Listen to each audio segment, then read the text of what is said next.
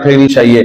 آج کل جو موٹیویشنل اسپیکرز ہیں, جو لوگوں کو گائیڈ کر رہے ہیں, وہ بجائے اس کے کہ لوگوں کے نظر میں دنیا کا مسافر خانہ ہونا لے کر آئے, وہ دنیا کی ویلیو بڑھا رہے ہیں. وہ دنیا کی ویلیو بڑھا رہے ہیں. وہ آپ سے محنت کروا رہے ہیں یہ کہہ کے کہ یہ دنیا بڑی زبردست ہے, لہذا اس میں کھپا دو اپنے آپ کو. جبکہ تمام پیغمبروں کی جو دعوت ہے وہ دعوت یہ ہے کہ یہ دنیا رہنے کی جگہ نہیں ہے, چاہے وہ ٹورنٹو ہو, چاہے وہ پاکستان ہو. پاکستان تو سب جانتے ہی ہیں, جو ہماری گورنمنٹ نے خاص طور پہ کراچی کا حال کیا ہوا ہے. اللہ کرے حالات ٹھیک ہو جائیں تو پھر. تو یہ دنیا پیغمبر بتاتے ہیں کہ رہنے کی جگہ نہیں ہے, یہ مسافر خانہ ہے. تو اگر کسی شخص کے دل میں دنیا کی محبت ہے, ایک تو جائز محبت ہے, ایک ہے بڑی ہوئی محبت جس کو ہوس کہا جاتا ہے. وہ بھول گیا ہے کہ میں نے مرنا ہے, میں نے قبر میں جانا ہے اور میں نے حساب و کتاب دینا ہے. وہ سمجھتا ہے کہ میں نے یہی رہنا ہے. یہ بھی دنیا کی محبت ہے. اگر آپ کا تزکیہ ہو جائے, پیغمبروں کی تعلیمات سے آپ پورا فائدہ اٹھائیں, تو اس کا بڑا فائدہ کیا ہوتا ہے, آپ کے دل سے دنیا کی محبت نکل جاتی ہے. آپ کہیں گے بھائی دنیا کی محبت ہی اگر ہمارے دل سے نکل گئی تو پھر تو دنیا میں رہنے میں مزہ ہی نہیں آئے گا. نہ, دنیا کی اتنی محبت دل سے نکالنا کہ آخرت کی محبت دنیا کی محبت پہ غالب آ جائے. ختم نہیں کرنی ہے دنیا کی محبت. دنیا کی محبت کو آخرت کی محبت سے نیچے نیچے رکھنا ہے. پہلے سپیریئر کیا ہے, ترجیح کس کو دینی ہے, آخرت کو. اس کا پہلا فائدہ کیا ہوگا, جب آپ دنیا کو مسافر خانہ سمجھیں گے. دیکھو ہمارے لیے پاکستان میں رہ کے دنیا کو مسافر خانہ سمجھنا آسان ہے. گورنمنٹ ہمیں بار بار سمجھاتی رہتی ہے یہ رہنے کی جگہ نہیں ہے. وہاں کی حکومت ہمیں بتاتی رہتی ہے یہ رہنے کی جگہ نہیں ہے, یہاں سے ایک نہ ایک دن ہم نے جانا ہے. اتنے واقعات ہم دیکھ لیتے ہیں صبح شام, ہمیں یقین آ جاتا ہے یہ رہنے کی جگہ نہیں, اصل ٹھکانہ ہمارا قبرستان ہے. ٹورنٹو میں رہ کے قبر کو یاد رکھنا مشکل کام ہے, کیونکہ یہاں کوئی بتانے والا نہیں ہے. گورنمنٹ نے آپ کے ساتھ سلوک اتنا اچھا رکھا ہوا ہے کہ آپ کو رہنے کا دل کرتا ہے یہاں پہ, اور آپ یہاں کی ہوا, آکسیجن اور صفائی ستھرائی کو دیکھ کے سمجھ بیٹھتے ہو, اس غلط فہمی میں آ جاتے ہو کہ ہم نے یہاں سے جانا نہیں ہے. اس لیے ہمیں یہاں بلایا جاتا ہے آپ کو بتانے کے لیے کہ آپ نے بھی یہاں سے جانا ہے. میں اس سلسلے میں حاضر ہوا ہوں آپ کی خدمت میں. کیا آپ بھول گئے ہو کہ ہم نے یہاں سے جانا ہے؟ اب سمجھ میں آیا میں کس سلسلے میں حاضر ہوا.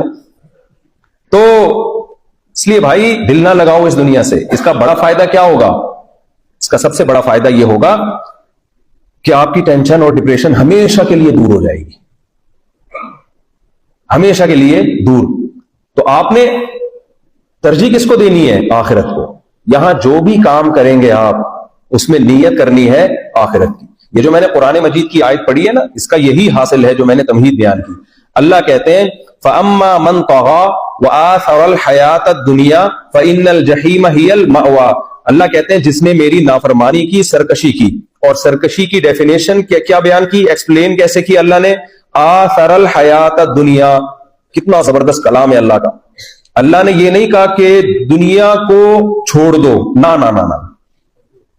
اللہ نے یہ نہیں کہا دنیا کو چھوڑ دو یا کاروبار چھوڑ دو یا دنیا کی لذتوں سے اجتناب کرنا شروع کر دو, ایوائڈ کرنا شروع کر دو. نہ, کیونکہ یہ دنیا میں کچھ ٹائم تو گزارنا ہے نا ہم نے.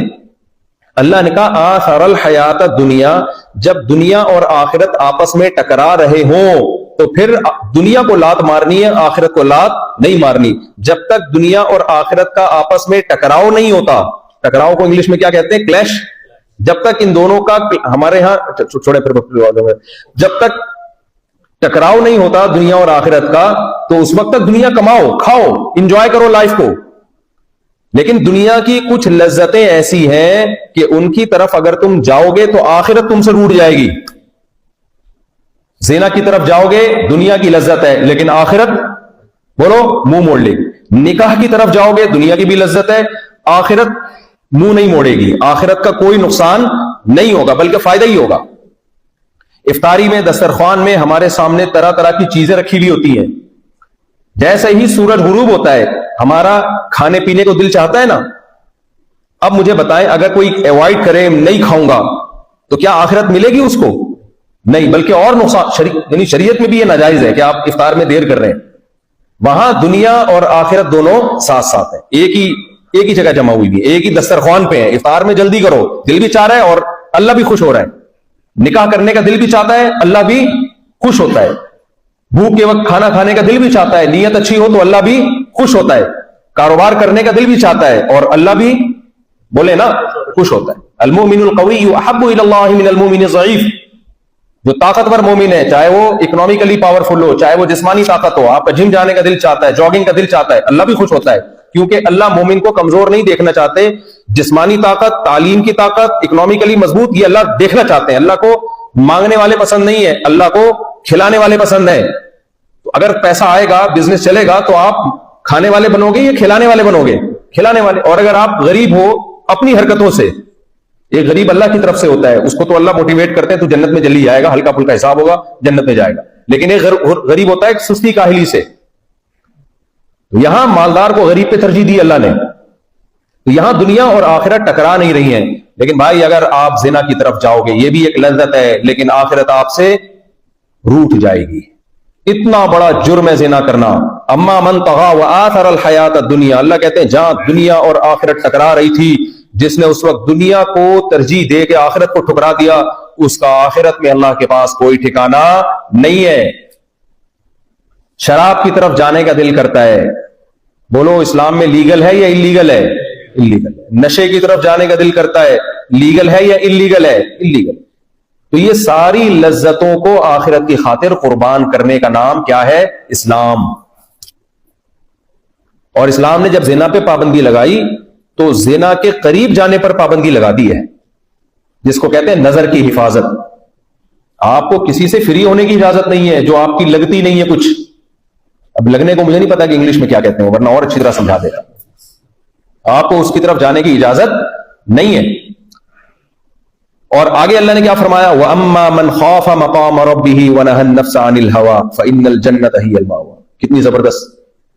اللہ نے فرمایا جو اللہ کے سامنے کھڑے ہونے سے ڈر گیا کہ ایک دن میں نے اپنے ہر عمل کا اللہ کو حساب دینا ہے. ہم مسلمان ہیں، ہم قرآن سنت اس سے بھرے ہوئے ہیں کہ ہم مر کے ختم نہیں ہو جاتے. جس رب نے پہلی مرتبہ پانی سے ہمیں بنایا ہے وہ دوبارہ ہمیں پیدا کر سکتا ہے. وَهُوَ بِكُلِّ خَلْقٍ عَلِيمٌ. ہر طرح سے پیدا کرنا جانتا ہے، وہ ہمیں دوبارہ پیدا کر کے حساب و کتاب لے گا. تو اللہ کہتے ہیں جس کے دل میں اللہ کا اتنا خوف ہو گیا. کتنا خوف؟ اب کچھ لوگ کہتے ہیں اتنا کہ کانپنا شروع کر دے، اللہ کہتے ہیں نہیں. اتنا خوف کہ پھوٹ پھوٹ کے رونا شروع کر دیں، اللہ کہتے ہیں نہیں. یہ تو خوف کی کیفیات ہیں، یہ تو کسی میں بھی طاری ہو سکتی ہیں. وَنَهَى النَّفْسَ عَنِ الْهَوَىٰ. الہوا میں الف لام عہد کا ہے. علماء جانتے ہیں مخصوص قسم کی خواہشات جو حرام ہیں.